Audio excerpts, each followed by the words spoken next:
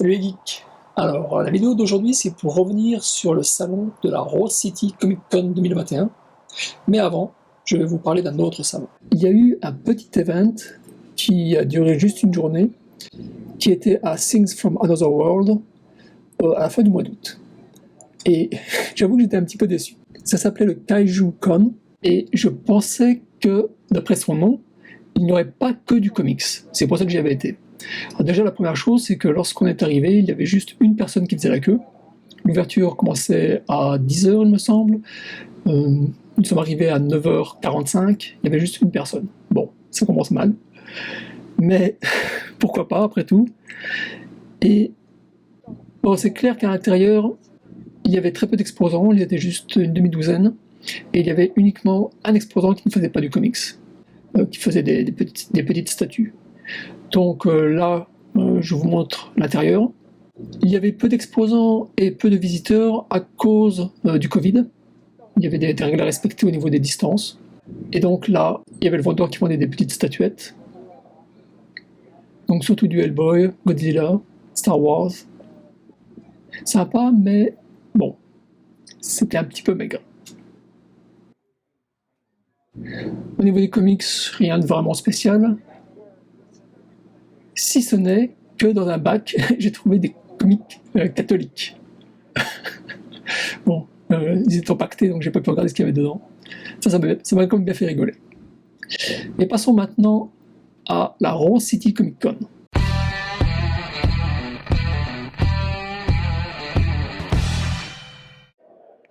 Alors j'ai pas pu filmer l'extérieur parce que nous sommes entrés cette fois-ci en voiture. Étant donné que ma chère et tendre voulait faire un cosplay de Bloodborne, c'était plus facile pour nous de transporter tout le matériel dans la voiture plutôt que de le faire dans le transport en commun. Donc l'ouverture était à 1h de l'après-midi, nous sommes arrivés à 11h.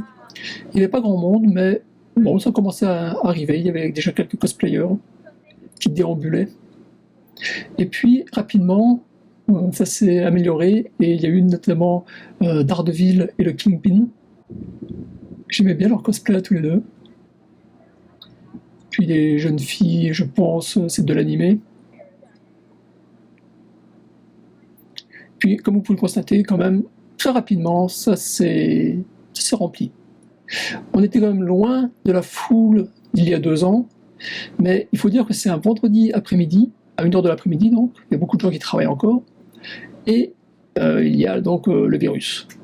Donc, à cause de ces deux impératifs, je trouvais que c'était quand même pas mal, au niveau attendance.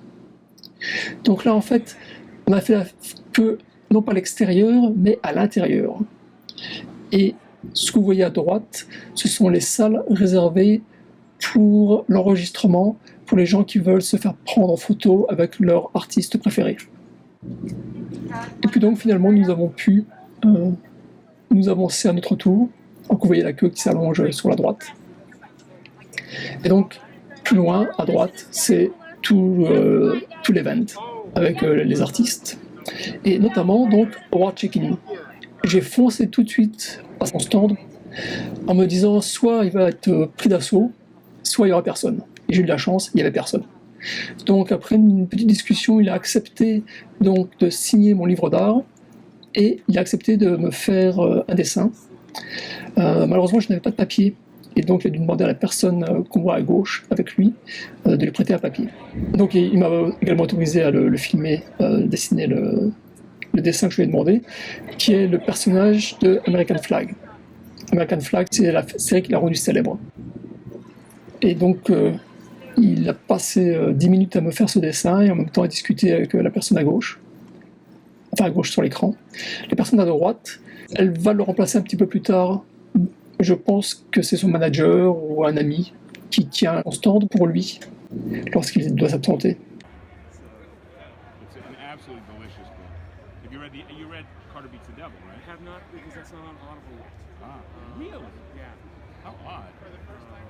I would recommend also The Cold Millions. Okay. By Jess Walters. It takes place a little earlier than this, but it's pretty damn good. I just finished the Walker Brothers, which dealt with the old serials. Uh-huh. And then I discovered a couple months ago this 13-part documentary that the BBC did through Thames that James Mason narrated. J'en profite également pour filmer donc ce qu'il y a sur la table. En fait, je me suis pas rendu compte. Moi, j'ai posé mon bouquin sur les planches. Je croyais que c'était des reproductions. Alors qu'en fait, non, ce sont ces planches originales. Et le prix qui est au dos de la planche, je me suis très mal pris pour filmer. En fait, on ne le voit pas. Le prix qui est au dos de la planche, c'est du style $1000, $800 par planche. Ce qui est relativement modeste comparé à d'autres artistes. Mais ça reste quand même très très cher. Mon seul regret en fait c'est qu'il ait juste donc apporté ses dessins, comme là vous voyez donc $25, au lieu d'avoir donc un espèce de portfolio, un artbook ou quelque chose que j'aurais pu acheter.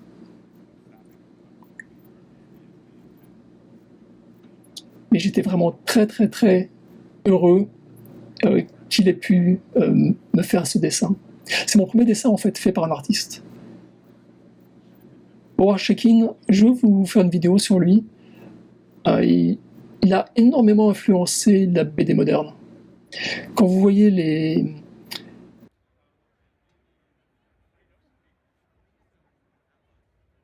journalistes qui parlent dans les cases de Dark Knight, de Frank Miller, ça vient de Howard Chaykin et son American Flag, qui était 20 ans en avance sur son époque, quand il est sorti dans les années 70, fin des années 70, début des années 80. Howard Chaykin, c'est un grand monsieur. Et donc, il me tend le dessin. I am so Sauf que bon, le bloc de dessin, en fait, ça appartenait au monsieur sur la gauche. Donc, il me tend le papier, il me rend son bloc. Et donc, quand j'étais venu, Howard Chaykin était à gauche et Ron Mars était absent à droite. Quand je suis revenu une heure plus tard, donc Howard Chaykin était parti, remplacé par la personne que je vous avais dit, donc qui était à droite de lui. Mais Ron Mars était arrivé. Et Ron Mars, en fait, je le connais très mal. Je sais que c'est un scénariste qui a travaillé avec Ron Ling sur le Silver Surfer. Et je sais également qu'il a participé au scénario d'un Kickstarter auquel moi-même j'ai participé, un Kickstarter avec Rick Leonardi, dont je vous parlerai quand j'aurai le bouquin. Et je me dis peut-être qu'avec un peu de chance, il y aurait quelque chose en rapport avec ce Kickstarter sur son stand, mais non. Il y avait uniquement donc Silver Surfer et d'autres trucs qui ne m'intéressaient pas. Donc, et puis il était encore en discussion avec des fans, donc je les ai laissés.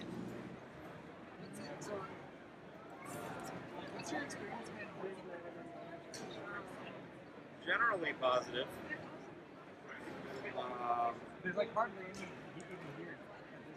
Yeah, I mean, we're still in COVID times, right? John Cassaday, je ne connais pas du tout, mais j'aimais bien ce qu'il montrait avec Captain America. Amy Shu, je connais juste de nom. Je ne sais pas ce qu'elle a fait. Je sens que je vais me faire étriper dans les commentaires.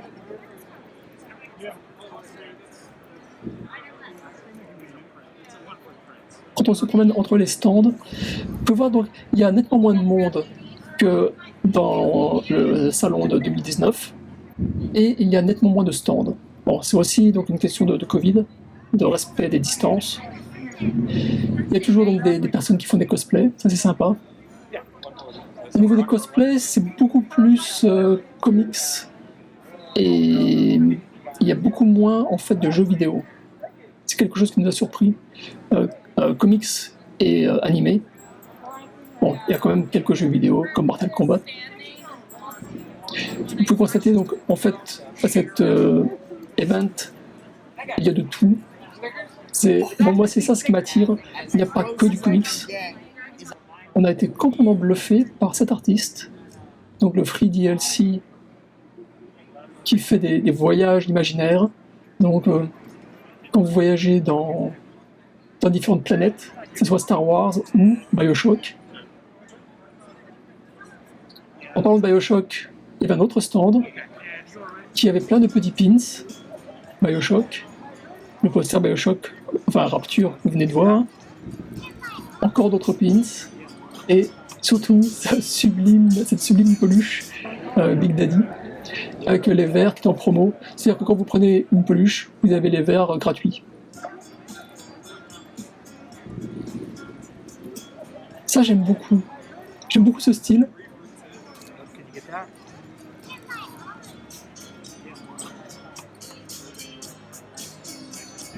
Comme je l'ai dit un peu plus tôt, il y avait beaucoup de cosplay, notamment donc Bloodborne.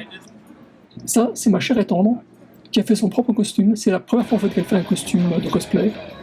Mais elle a toujours été amoureuse de Bloodborne. Et elle fait un joli Hunter. Là d'ailleurs, il y en avait un autre, mais lui, on l'a pas vu. Je crois pas qu'on l'ait vu durant notre visite. Le mec là, je sais pas en fait si c'est un Léon du RPD ou si c'est un autre type de policier. Ici, ce mec là, il ressemble à un personnage sorti tout droit de Bloodborne ou des Dark Souls. Et bien évidemment, qui dit salon pour les geeks dit Star Wars. Donc il y a de nombreux droïdes. Il n'y a pas que ça. Pas mal de vendeurs de jouets, bien sûr. Principalement du Star Wars, mais une fois de plus, pas que ça. Les Funko Pop. Ça j'aimais bien, ça ressemble à du Lego. Il y avait aussi plusieurs vendeurs qui vendaient des boîtes magiques. Je m'étais d'ailleurs dit, c'est bizarre qu'il n'y en ait pas, et en fait, bon, ils étaient regroupés dans un autre endroit de la convention. Give me the box. Et puis bon, Comic Con oblige, il y avait plein de comics. Donc, non seulement Marvel et DC, mais aussi, bien sûr, beaucoup d'indépendants qui proposaient leurs séries moins connues du grand public. Il y avait plusieurs dessinateurs noirs qui, je présume, visaient un public noir.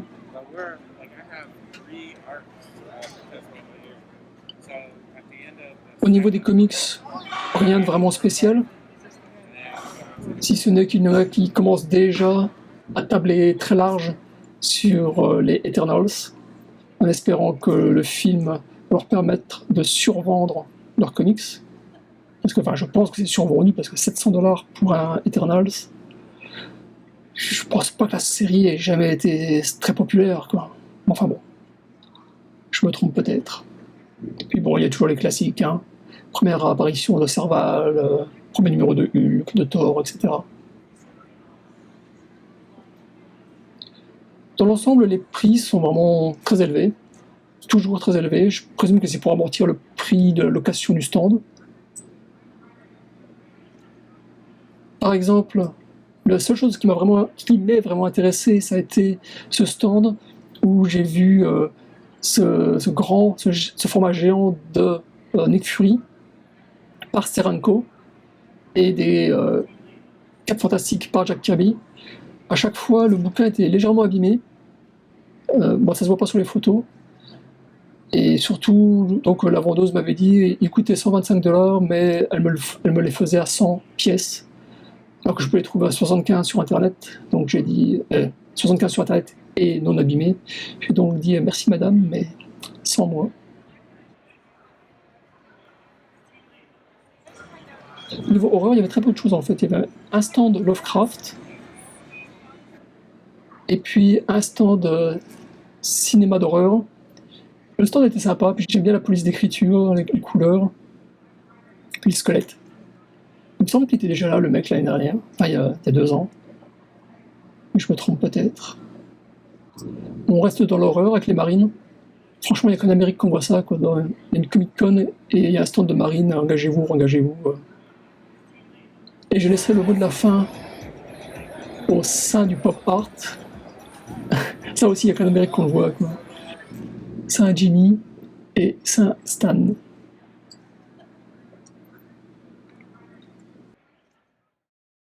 Donc, voilà, une petite présentation rapide de ce qu'on a vu. Comme vous pouvez le constater, il y a un petit peu moins d'exposants, un petit peu moins de visiteurs. C'est, à mon sens, complètement normal, hein. Bon, Covid d'un côté, je vais dire une journée de classe, une journée de travail normale. Donc, ceci explique qu'il y ait moins des uns et des autres. Il y a sûrement eu plus de monde le samedi et le dimanche que le vendredi, qui était le jour où nous y avions été. Dans l'ensemble, j'ai vraiment bien aimé le fait justement qu'il y ait moins de visiteurs, parce que j'étais beaucoup moins fatigué de me frayer un chemin parmi la foule pour accéder aux différents stands. D'un autre côté, il y avait aussi une meilleure visibilité sur les stands, parce qu'il y avait moins de personnes. Par contre, comparativement justement à il y a 2 ans, il y avait beaucoup moins de stands proposant le même type de produit. Donc quand on y avait été en 2019, il y avait plusieurs stands vendant de la nourriture, plusieurs stands vendant tel type de poster, tel type de t-shirt. D'ailleurs, j'ai vu uniquement 2 stands vendant des t-shirts. J'ai vu, je crois, 3 stands vendant des boîtes, donc des boîtes dont on ignore le contenu. Donc il y avait un petit peu de tout comme en 2019, mais beaucoup moins de choix, en fait. Et en arrivant à la fin du salon, de l'exposition, il y avait vraiment énormément de vide. Alors, qu'est-ce que j'ai acheté? Qu'est-ce que nous avons acheté durant cette visite? Donc je vous ai montré l'artiste qui fait le DLC. On a vraiment craqué pour ce poster de Rapture. Alors, on a pris son adresse au gars, il va nous faire, enfin, il va pas nous faire, mais il va faire quelque chose sur Dark Souls ou sur l'univers de Bloodborne. C'était pas très clair, mais on va le suivre de près parce qu'il a vraiment un style qu'on adore. On adore ce style de dessin. Et donc ce poster va se retrouver très rapidement sur l'un de nos murs. Toujours au niveau des posters, un autre de Rapture, je vous mets l'image. Il va aussi se retrouver rapidement sur un de nos murs.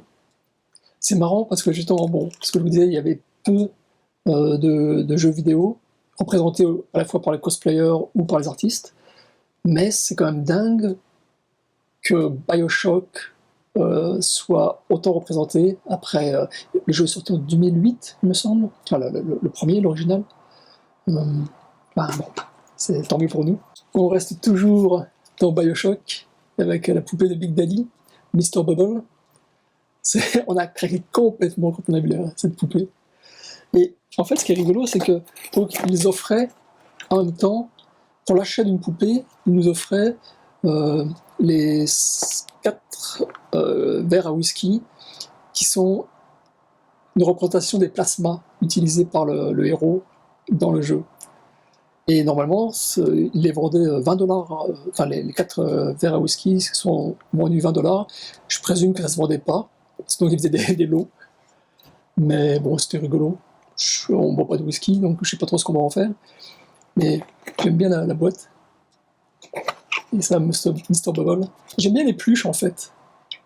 Comme cette peluche du Hunter de Bloodborne. Je crois pas que je l'avais jamais montré en gros plan. Mais je l'avais acheté en 2014-2015, ces eaux-là. C'est rigolo de voir des personnages hyper violents en petites peluches mignonnes. Je trouve qu'il y a un tel décalage, ça m'amuse beaucoup. Et puis donc, cet artbook, où j'avais demandé à Monsieur Howard Shekin de me le signer, ici. Par contre, ce que je lui ai demandé, en fait, c'était de me faire un dessin.